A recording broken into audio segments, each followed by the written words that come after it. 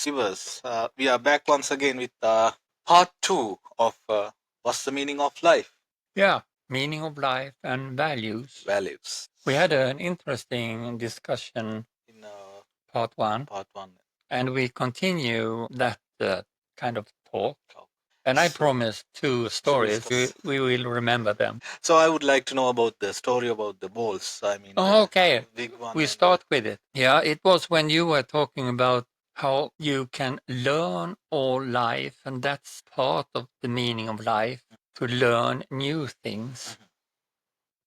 And my story is built up from a situation early in the 1992, I think 93. I was on Iceland. Iceland. We were there, a group, to explore if we could have a big national congress about the life, the end part of life, palliative medicine, how you could, the knowledge about how you can make the suffering less for people who are really in pain and like that, the days, weeks of life. So that was why we were there, meeting some group, other group, local group. And during the dinner we had together that evening, we were 15 people, something. I sat beside a priest, and we became really close to each other because he was a very wise, good person. So after dinner, we went out this was in January. Is that a Catholic priest? No, he was Protestant. Protestant. Yeah.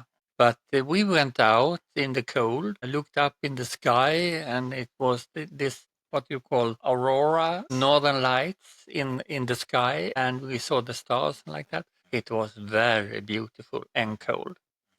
And we had, especially the priest, had a lot to drink, so we were not sober. Okay.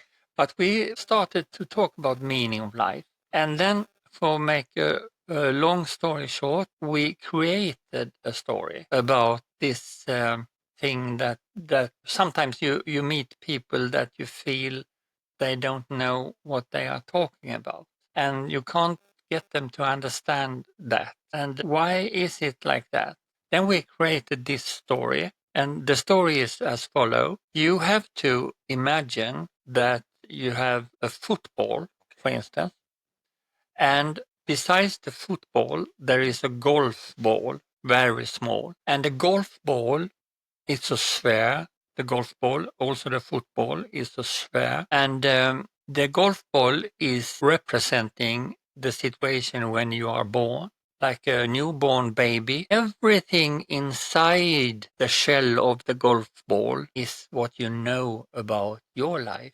Everything. Everything. Feelings, knowledge, like that. And as a newborn, you have had 9 months in the stomach, your mother's stomach. So, Start as an atom. yeah. So during those months, you have learned something about the heartbeats and sounds, and yeah, you understand. That's what your knowing of life is when you are born. And then you start your life. You go to school. You learn things, and you get older, and you go from ground school to college, and you create a family and you get work like that. And during that process, you also know more about the world. You know more and more, and you grow from golf ball to a bigger ball to a even bigger and bigger. And when you are like me, I'm 70, you are like a football of knowledge about life. So much knowledge. Yeah, but what has happened with the surface of your knowledge, the shell of your football? It has also grown, and as it is a sphere, it's up. It grows with a square meter of up to 3, so it gets much bigger for each step. And now my question comes for you that are looking, and to you. If everything I know about the world is inside this shelter, what is it that is outside? That's the society. What do you mean? Inside is everything you know about. Outside is the environment. but you know about your environment. Okay. So that's inside, isn't it? All right. Outside. But some environment you don't know, you haven't seen, so that's correct. But is that all? Outside is things which you don't know. Yeah.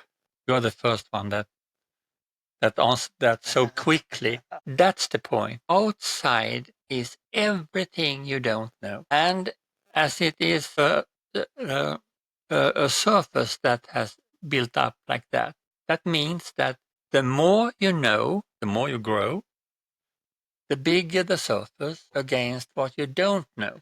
So you absorb the outside part also to the ball. No, it's still outside. But your knowledge about what you don't know is much bigger. Vast. So you can say that the more you know about what you don't know compared to the golf ball. Yes. The golf ball has a small surface compared to the football. So that person doesn't know so much about what he does not know.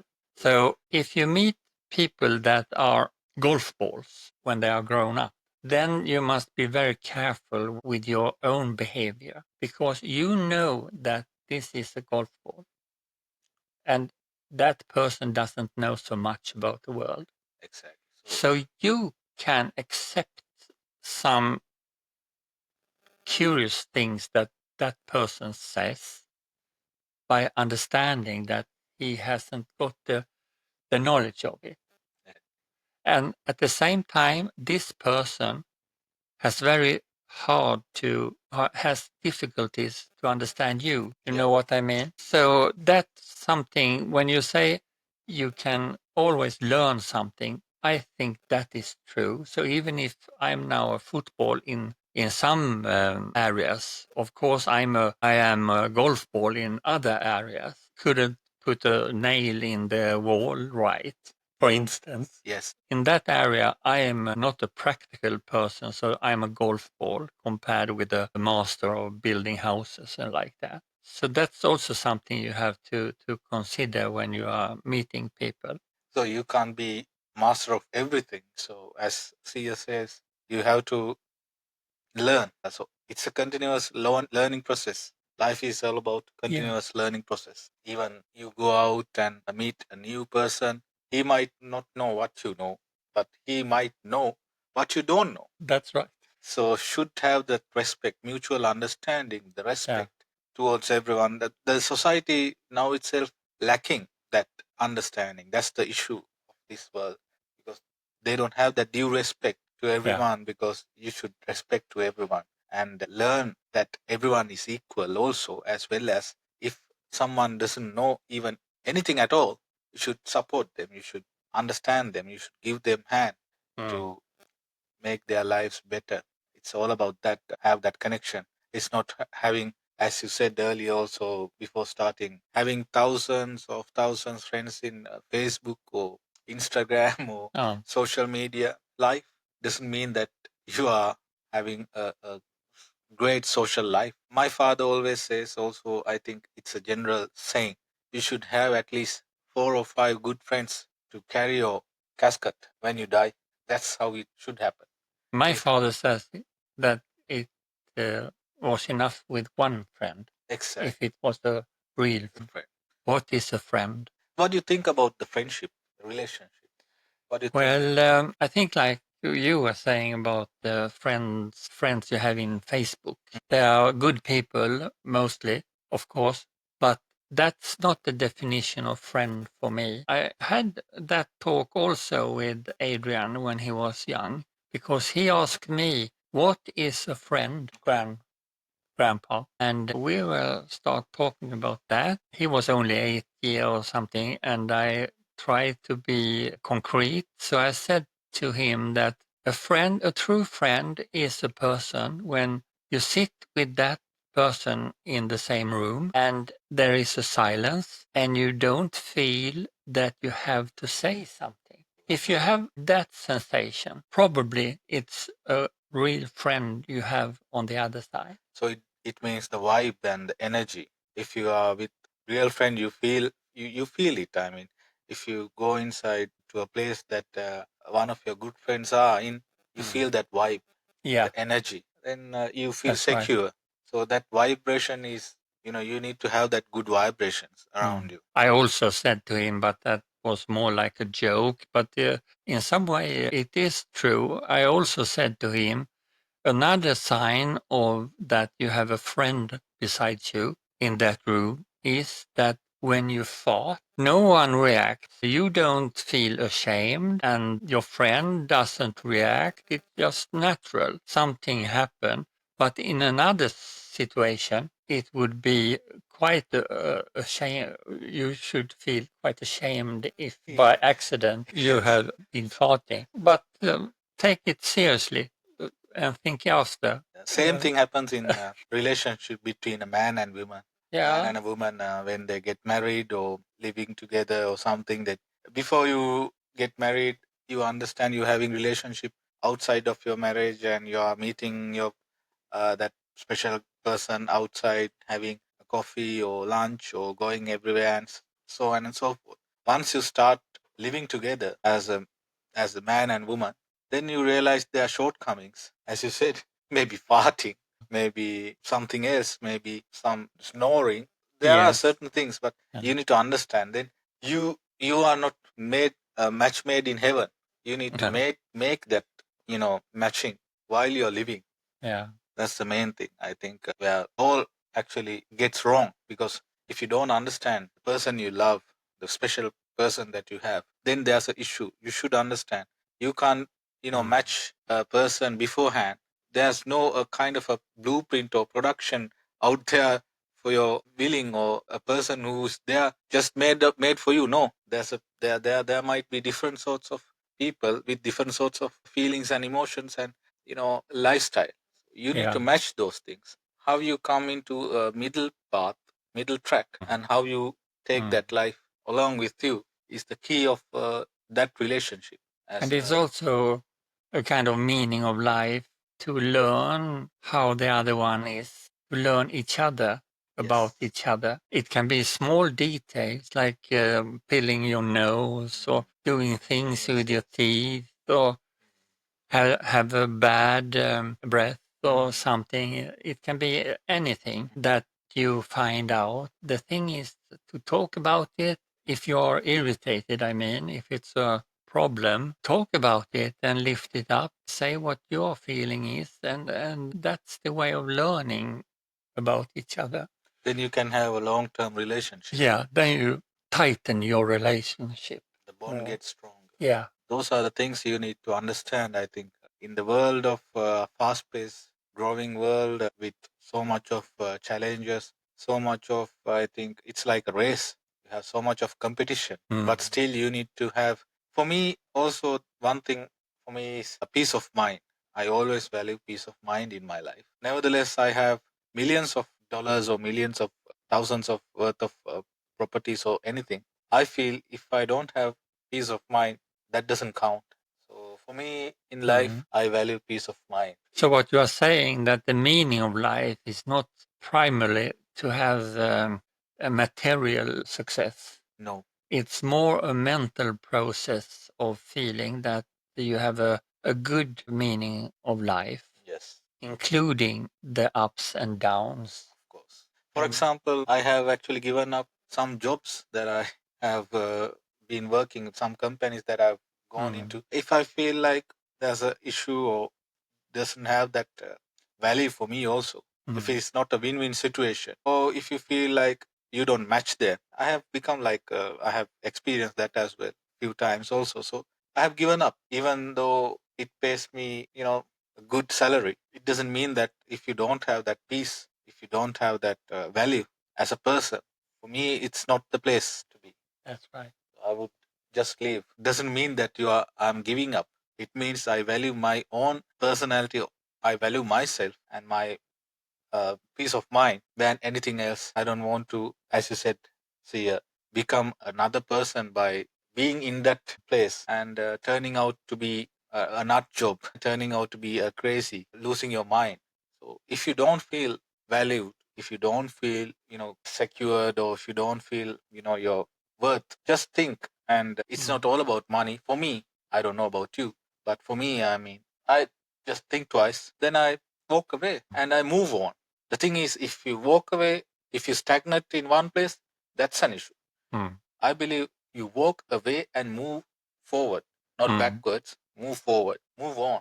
Sometimes a person get rich in their 20s. Sometimes a person get rich in their 50s or 70s. That's a great example with another company that the not first company that I worked back in Sri Lanka. There's an example that a story that I would tell you. Sri Lankans might know this. Tell the name also the company of the company. It's Dilmati. Dilmati company is one of the place that I learned a great deal of my career, and I developed myself there pretty much, and I worked there almost for 8 years, and I still respect that place. Coming into that story, chairman, the former chairman, and he has passed away last year. Great person. His name is Mr. Merrill J. Fernando.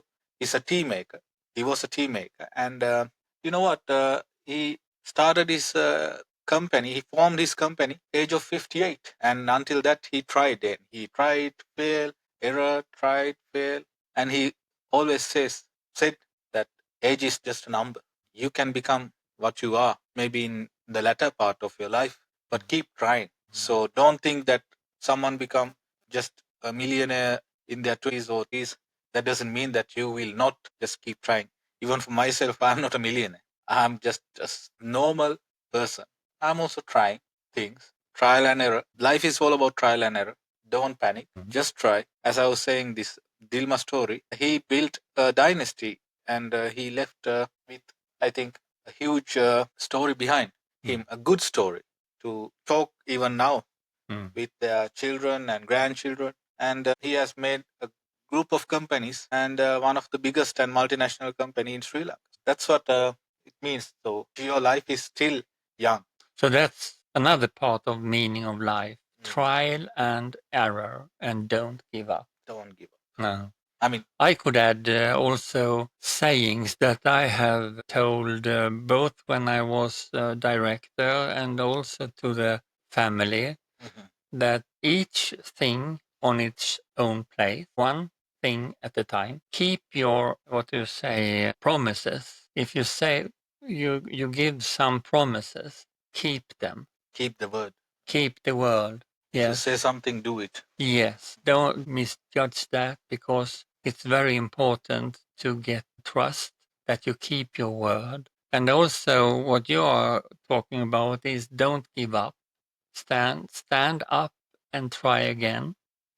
And I also says that it's better to give and offer things than to want to have and grab. That was something that my father told me as rules for life, and that helps you to get more value, more meaning in life.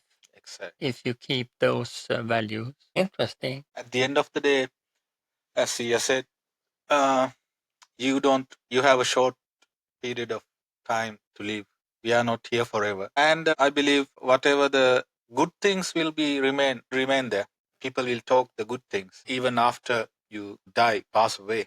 Even last week we had this discussion, right? Yeah. About this podcast. I was telling to Sia, and Sia also said the same, that after you never know what tomorrow brings. Today we are doing this podcast, and maybe in future down the line, my children, yes, grandchildren, children's children, they would see this podcast and value us or criticize us. Yeah. But they would know that who is this person. Keep your legacy, keep your mark. As is there any possibility, is there any opportunity to keep a good mark, not a bad mark? Just grab that, take that opportunity, keep that good mark before you leave, because in life it's all about doing good things. It's also like that if you imagine in 50 years in the future, one of our grandchildren is looking at one of our pods. There is a situation when that happens, it's also like they are having us alive again for a short moment. Exactly. 10, 15 minutes. We live. Yes. So in that way, doing podcasts is quite a thing that gives meaning to life. Exactly. So Yeah. this is for my future grandchild or children. Yeah. If you are looking this is for you. Same. Same with Seeya's grandchildren. Yeah. So one day, if you are looking this podcast, this is for you. This is who we are. Yeah. So that's it for today, and Yeah. we hope you have enjoyed. It's a bit emotional, talking about life, I think, right? Yeah, but it feels very good. I think we talked too little about Yeah, it's a this. vast subject. We try to come up with the same subject in a different day, in different circumstances, and we'll try to talk again in the future about life, and we'll see. Yeah. And thank you very much for staying with us. Thank you. Subscribe us, follow Bye us. bye. Oh.